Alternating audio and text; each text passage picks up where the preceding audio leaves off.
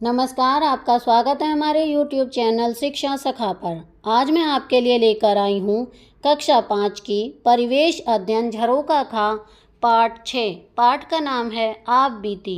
इस वीडियो में हम इस पाठ को पढ़ेंगे और इसके प्रश्न अभ्यास करेंगे। पिछली वीडियो में मैंने आपको पाठ 5 खराब न होने दें पाठ को पढ़ाया था और इसके प्रश्न अभ्यास करवाए थे। अगर आप मेरे चैनल पर नए हैं और अभी तक आपने मेरे चैनल को सब्सक्राइब नहीं किया है तो प्लीज़ मेरे चैनल को सब्सक्राइब कर लें और बेल आइकन को ज़रूर दबाएं। मैंने अपने चैनल की प्लेलिस्ट में सब्जेक्ट वाइज लिस्ट डाली हुई है। आप जिस भी सब्जेक्ट के लेसन को देखना चाहते हैं मेरे चैनल की प्लेलिस्ट में जाकर उसे देख सकते हैं। तो चलिए शुरुआत करते हैं। पाठ 6 आप बीती। राम मेहर की पाती। आदरणीय मुख्यमंत्री जी, सादर प्रणाम। मेरा नाम राम मेहर है। मैं एक किसान हूँ। दुनिया हमें सम्मान से भोजन उत्पादक कहती है। हमारा जीवन कितनी कठिनाइयों से भरा होता है यह केवल हम किसान ही समझ सकते हैं। मेरे पास केवल 2 एकड़ ज़मीन है। मैं अपने परिवार का गुजारा इसी से चलाता हूँ। आप तो जानते ही हैं, कई जमींदारों के पास बहुत ज़मीन है। वे ज़मीन को या तो ठेके पर देते हैं या बटाई पर। कुछ जमींदार खेतों का सारा काम मज़दूरों से करवाते हैं। कुछ किसानों के पास अपनी ज़मीन नहीं है। वे दूसरों के खेतों में मजदूरी करके अपने परिवार का पालन पोषण करते हैं। हमारे गांव के कुछ किसान अनाज उगाते हैं, कुछ दालें और सब्जियां, कुछ किसान के फलों के बाग भी हैं। कुछ साल पहले तक तो ज़मीन की उपज से परिवार का गुजारा हो जाता था, लेकिन अब एक समान और नियमित वर्षा न होने के कारण गुजारा करना मुश्किल हो रहा है। लगभग 2 साल पहले हमारे गांव में कृषि वैज्ञानिक आए थे। उन्होंने बताया था कि ज़्यादा उपज के लिए खाद के साथ साथ सही मात्रा में उर्वरकों और अच्छी किस्म के बीजों का प्रयोग करना चाहिए। सही समय पर फसलों की सिंचाई और कीड़ों से बचाव का प्रबंध भी जरूरी है। खेतों में बार बार एक ही तरह की फसलें बोने से मिट्टी के कई पोषक तत्वों की कमी हो जाती है, इसलिए फसलों को अदल बदल कर बोना चाहिए। मैंने कृषि वैज्ञानिकों की बातों का ध्यान रखने का फैसला किया ताकि फसल अच्छी हो। पिछले वर्ष मैंने धान बोया था। वर्षा न होने के कारण पड़ोसी किसान के ट्यूबवेल से अपने खेत की सिंचाई की उर्वरक और कीटनाशक खरीदने के लिए मुझे कर्जा लेना पड़ा, पर वर्षा की कमी से फसल सूख गई। आखिर सिंचाई के लिए बार बार पानी कौन देता। कुछ साल पहले भी ऐसी स्थिति में अकाल पड़ा था और भूखमरी की नौबत आ गई थी। नवंबर मास में मैंने गेहूं बोया था। गेहूं की लहलहाती फसल को देखकर मैं फूला नहीं समा रहा था। मैं सोच रहा था कि इस बार फसल अच्छी होगी, कर्ज भी चुका दूंगा और खेत में ट्यूबवेल भी लगवा लूँगा। आखिर सिंचाई के बाद फसल पकने का इंतजार था। कुछ दिनों में कटाई की जानी थी, लेकिन तेज हवा के साथ हुई मूसलाधार बारिश और ओलों ने सारी फसल खराब कर दी। सोने सी चमचमाती फसल कुछ ही दिनों में काली पड़ गई। कभी सूखा और कभी जल ही जल के कैसे हो ठीक फसल। जैसे तैसे मैंने फसल काटी। उनमें से अपनी आवश्यकता अनुसार गेहूं को मैंने अनाज की टंकी में डालकर रख दिया। उसमें नीम की सूखी पत्तियां भी डाली, जिससे कि अनाज नमी, कीड़ों व चूहों आदि से सुरक्षित रह सके। बचे हुए गेहूं को बेचने के लिए अनाज मंडी में आड़ती के पास ले गया। गेहूं देखते ही आड़ती ने कहा, भाई इस गेहूं को कौन खरीदेगा, एक तो पतला दाना ऊपर से काला है। उसे बेचकर मुझे इतने ही पैसे मिले कि ट्यूबवेल लगवाना तो दूर की बात रही, मैं कर्ज भी नहीं चुका पाया। आज मैंने अनाज मंडी में देखा कि किसानों द्वारा बेचने के लिए लाया गया गेहूं खुले में पड़ा था। भंडारण के लिए रखी गई अनाज की बहुत सी बोरियां बारिश के कारण खराब हो गई थीं। कुछ बोरियां फटी हुई भी थीं। इस प्रकार बड़े पैमाने पर अनाज खराब होने के कारण लोगों को अनाज के अभाव का सामना करना पड़ता है। मेरा आपसे निवेदन है कि सरकार द्वारा किसानों के हित में उचित योजनाएं बनवाने का कष्ट करें तथा हम किसानों की खून पसीने की मेहनत से उगाए अनाज के उचित भंडारण की व्यवस्था कराएं। धन्यवाद। राम मेहर। प्रश्न 1, सोचो और लिखो। राम मेहर के खेतों में धान की फसल क्यों सूख गई थी। इन सब का उत्तर लिखेंगे हम। उत्तर है वर्षा न होने के कारण फसल सूख गई थी। नंबर 2, कृषि वैज्ञानिक ने उपज बढ़ाने के लिए क्या सलाह दी थी। उत्तर है उन्होंने कहा अच्छी फसल के लिए सही मात्रा में उर्वरकों और अच्छी किस्म के बीजों का प्रयोग करना चाहिए। नंबर 3, राम मेहर को किन कठिनाइयों का सामना करना पड़ता है? उत्तर है राम मेहर को वर्षा न होने के कारण पड़ोसी किसान के ट्यूबवेल से अपने खेत की सिंचाई करनी पड़ती है तथा उर्वरक और कीटनाशक खरीदने के लिए उसे कर्ज लेना पड़ा और वर्षा की कमी से उसकी फसल फिर भी सूख गई। प्रश्न 4, किसान पैदावार को प्राय आड़ती के पास क्यों ले जाता है? आड़ती उसका क्या करता है? उत्तर है किसान पैदावार को आड़ती के पास इसलिए ले जाते हैं ताकि वे आड़ती की फसल बेच सकें। आड़ती उनमें पैदावार कम दाम पर लेकर बाजार में अधिक दाम पर बेच देता है। प्रश्न 5, आवश्यकता पड़ने पर किसान पैसे किन से उधार लेता है और कैसे चुकाता है? उत्तर है किसान आड़ती से पैसे उधार लेता है तथा पैदावार बेचकर उधार चुकाता है। आजकल बैंकों से भी कर्जा मिल जाता है तथा इसे धीरे धीरे किस्तों में चुकाना पड़ता है।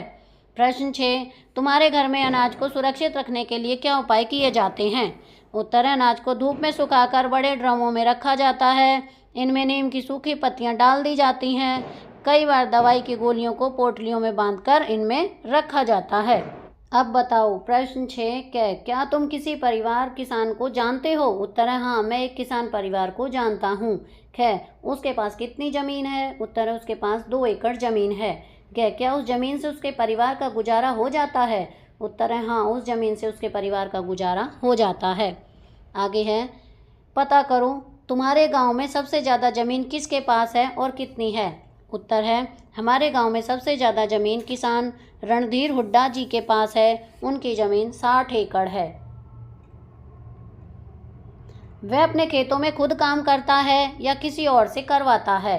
उत्तर है वह अपने खेतों में खुद काम करते हैं तथा उन्होंने कई खेती मजदूर भी रखे हुए हैं। उनके पास ट्रैक्टर भी है।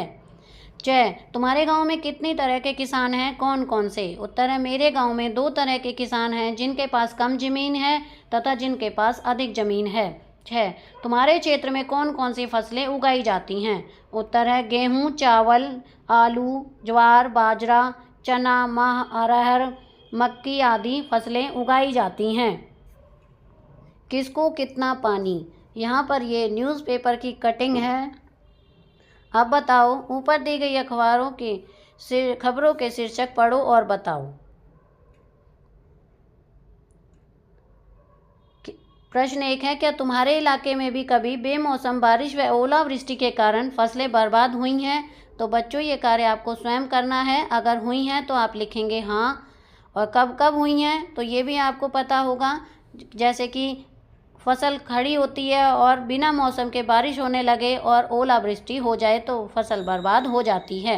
प्रश्न 3, बेमौसम बारिश व ओलावृष्टि के अतिरिक्त फसल बर्बाद होने के और कौन कौन से कारण हो सकते हैं?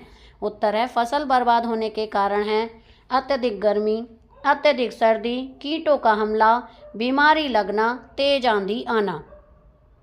आगे है, पता करो और लिखो ज़्यादा पानी की आवश्यकता वाली फसलें, सामान्य पानी की आवश्यकता वाली फसलें और सामान्य से कम पानी की आवश्यकता वाली फसलें कौन कौन सी हैं?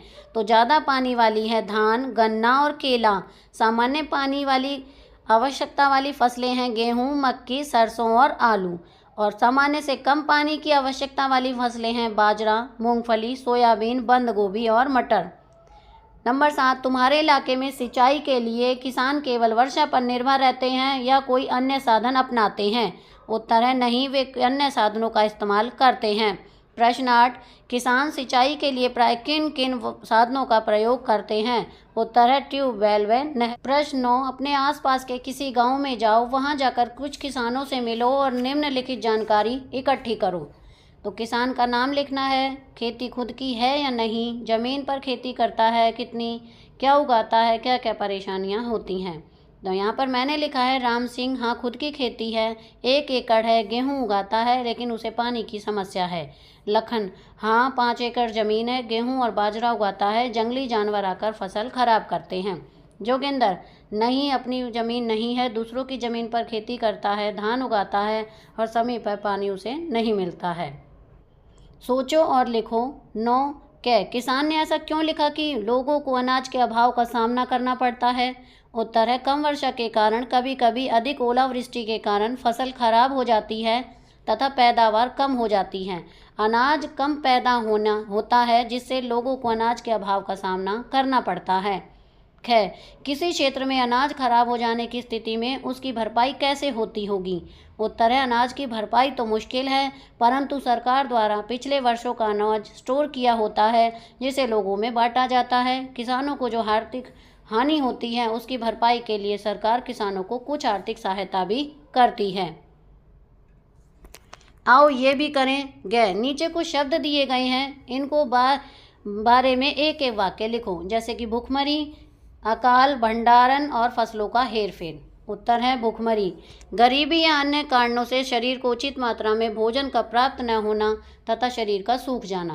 ख, अकाल, जब लंबे समय तक वर्षा न पड़े तथा फसलें खराब हो जाएं। ग, भंडारण, जब अधिक पैदावार हो तो उसे आने वाले वर्षों के लिए संभाल कर रख लिया जाए। घ, फसलों का हेरफेर, खेतों में फसलों को बदल बदल कर बोना। नंबर 2, उन खाद्यान्नों के नाम पता करो और लिखो जिनका हरियाणा क निर्यात करता है और आयात करता है। उत्तर है, क, निर्यात करता है वो है बासमती चावल। ख, आयात करता है वो है चीनी, कपास और बाजरा। नंबर 3, चर्चा करो, फसलें खराब होने से किसानों के जीवन पर क्या प्रभाव पड़ता है?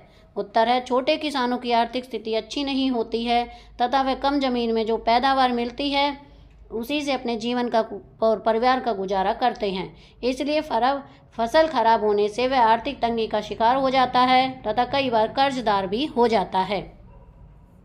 है, क्या जमींदार भी इससे प्रभावित होते होंगे? उत्तर है, जमींदार के पास अधिक जमीन होती है तथा वह पहले ही आर्थिक रूप से शक्तिशाली होता है। यदि उसकी फसल का कुछ भाग नष्ट हो जाए तो उसे इतनी परेशानी नहीं होती है। किसान का अनपढ़ होना भी कठिनाइयाँ पैदा करता है। कैसे? उत्तर है, किसान अनपढ़ होता है तो वह नई तकनीकों तथा फसल की नई किस्मों का ज्ञान प्राप्त नहीं कर पाता। वह वही पुराने कृषि ढंगों का प्रयोग करता है और इससे उसकी पैदावार अच्छी नहीं होती है। क्या मुआवजे के पैसों से किसान के नुकसान की भरपाई हो जाती होगी?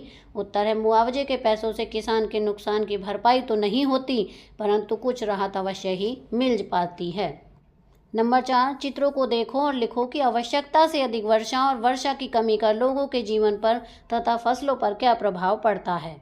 तो अधिक वर्षा का जो प्रभाव है वो है, नंबर 1, फसल खराब हो जाती है। नंबर 2, किसानों को बहुत नुकसान हो जाता है।